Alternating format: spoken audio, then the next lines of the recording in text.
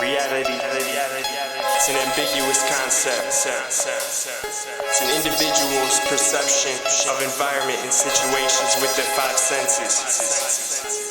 What that means is how you perceive it is how it is. So when we come to terms with that, we realize we, in fact, create our reality.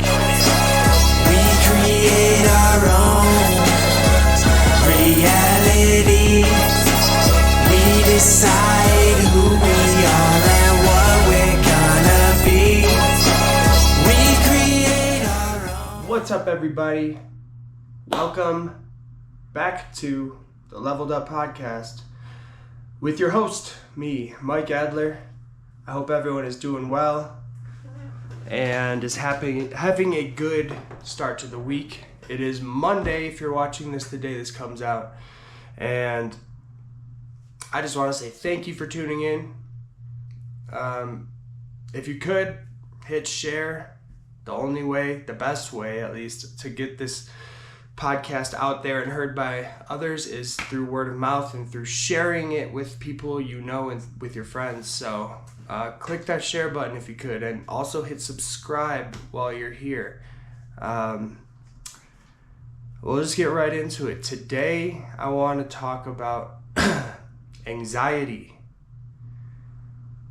This is something that has become rampant in today's day and age. It seems like everyone that you talk to has anxiety or panic attacks. But anxiety is nothing new. Anxiety is something that was instilled in us, in our brain, in our physiology, whatever, to protect us. You know, way back in the day, people were anxious about getting eaten by wolves, or anxious about running out of food or where they're going to find food. And so that anxiety probably kept people alive. But in today's world, we have different things to worry about. So rather than worrying about getting eaten, we're worried about, you know, our boss yelling at us or our mortgage payment getting paid. But there's also a ton of irrational things that trigger anxiety. Now, I personally, the reason I want to talk about this and feel that it's important for us to talk about is because I have been diagnosed with generalized anxiety disorder. And also, I've learned on my journey of leveling up that learning to cope with and work with anxiety is a necessity, because it's not going anywhere. You just have to learn how to deal with it. And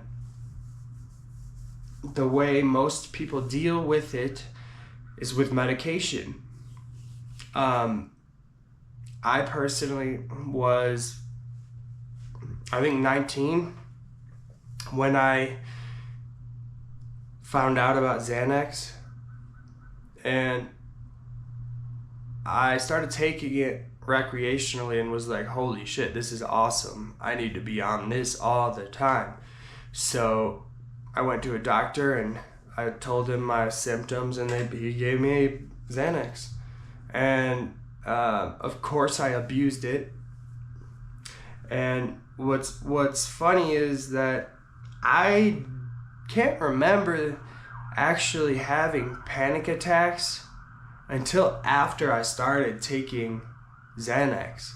Now, I know that's not the case for everyone, but for me, I'm pretty sure, if I remember correctly, I was anxious, but I didn't have full-on panic attacks until after I had started taking Xanax.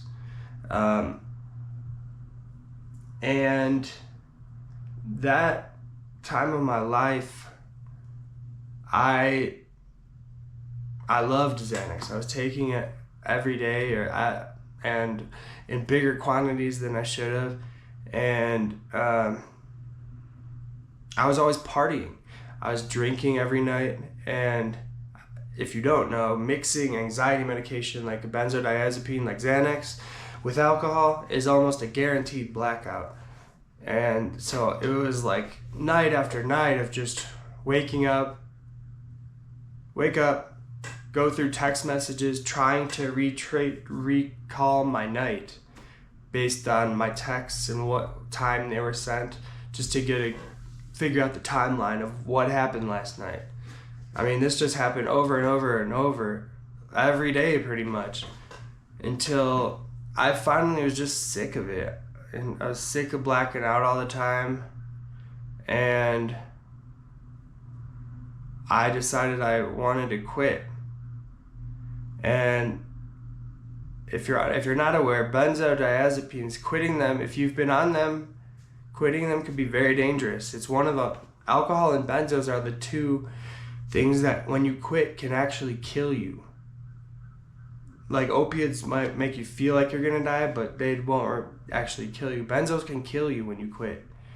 But for me, I think it's obviously my memory is very hazy from that period, but I was able to stop taking them without having withdrawal symptoms.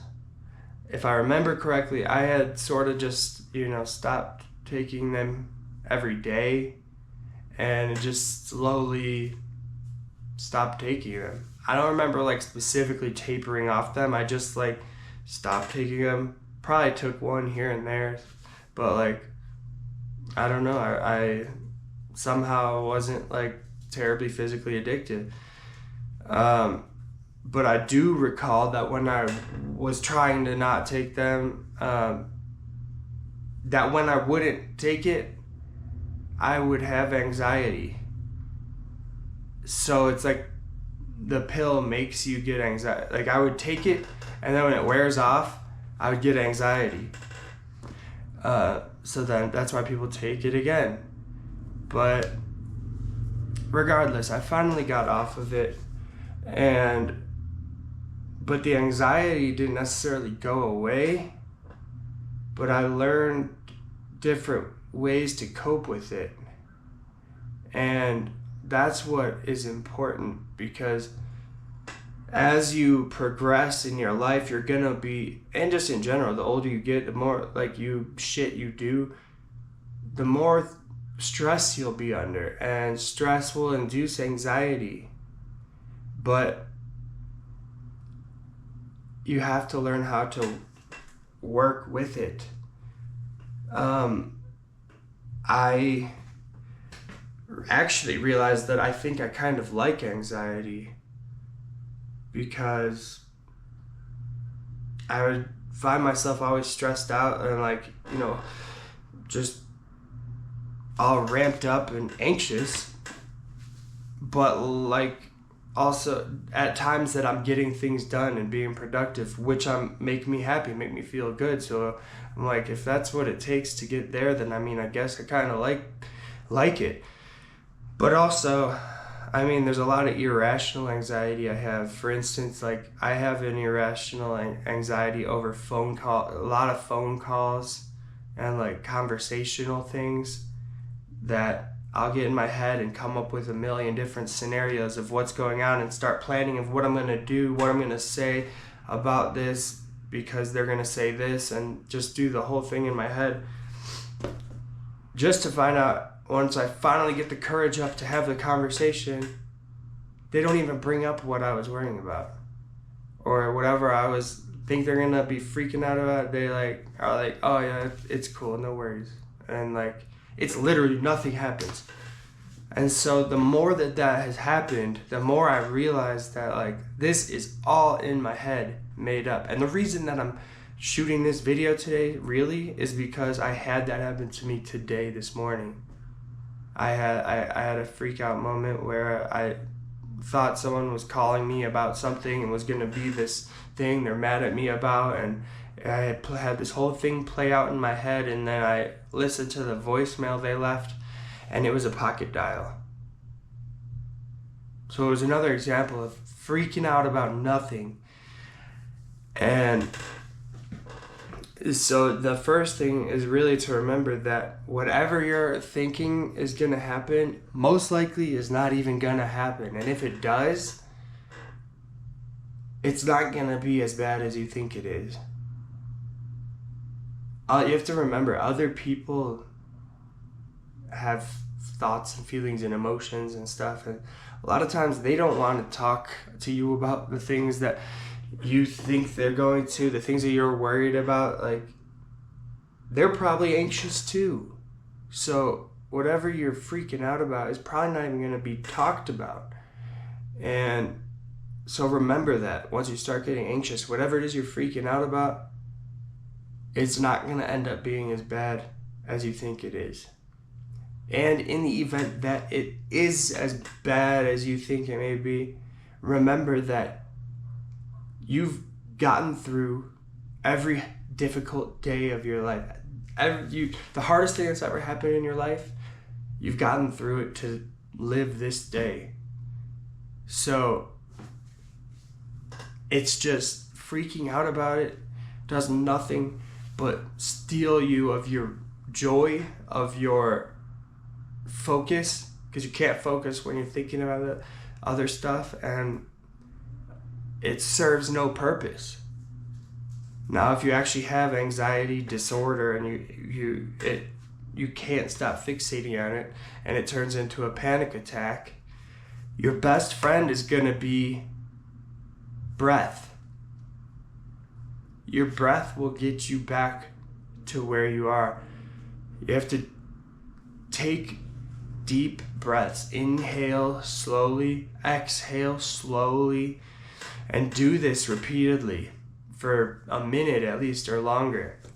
But focus all your attention, just like in meditation, focus all your attention on your breath and it going in, filling your lungs, and it going out and dissipating into the air, and repeat, and put all your focus on that breath.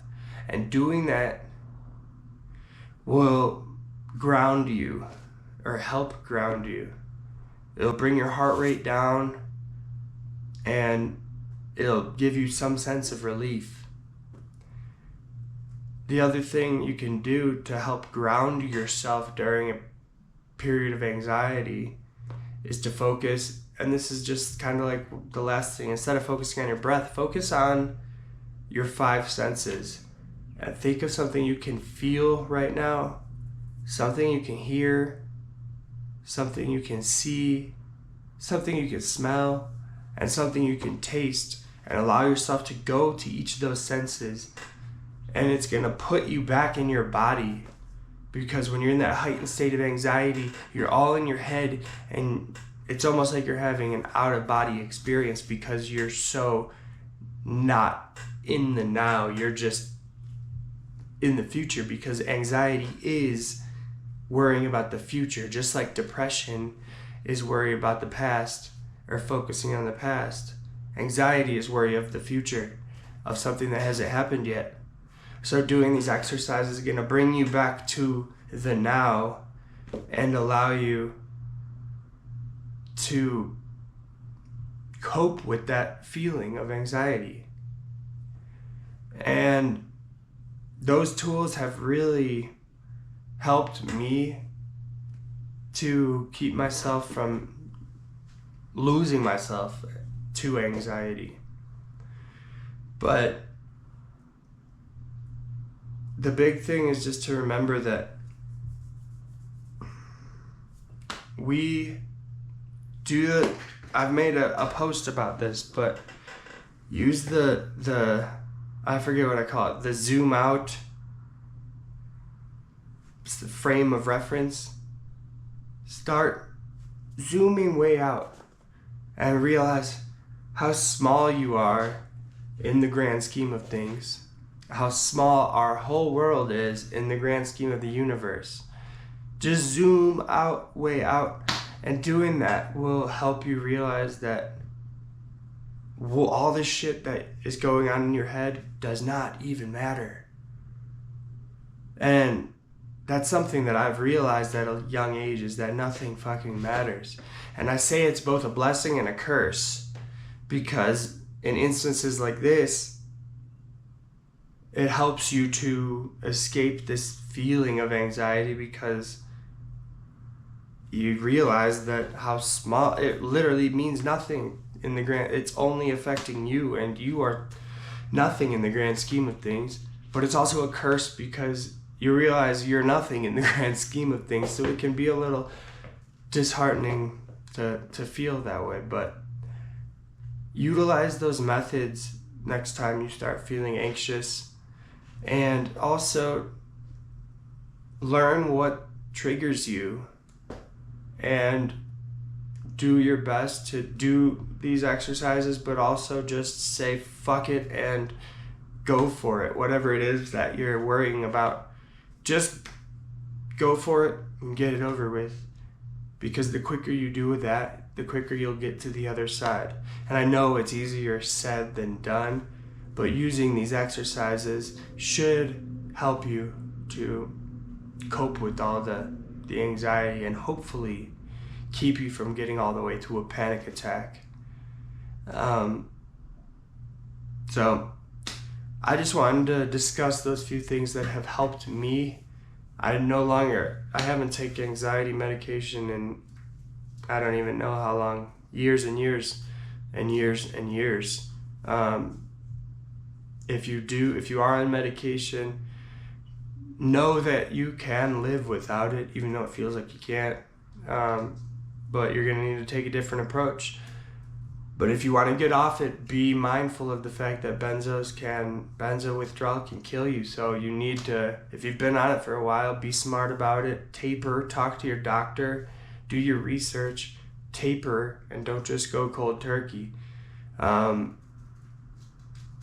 But hopefully, if you're not on medication, what I've said here today can hopefully prevent you from having to take it.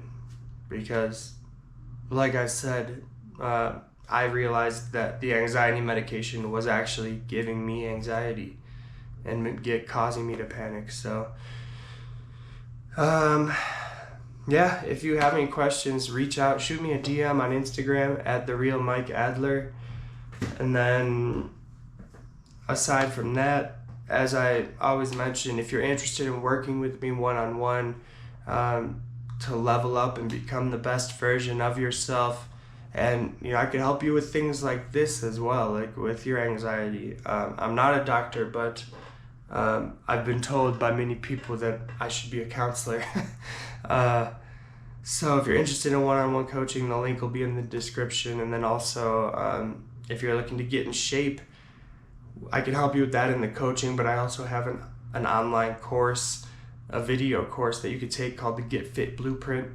You can sign up for that. There's a link to get that in the description as well. And then, once again, if you could hit share, hit subscribe, it helps so much, more than you may know. And again, thank you so much for tuning in. It means the world to me. So until next time, take deep breaths and realize that none of this shit matters. You're gonna be okay, and just go for it. See you next time. Peace.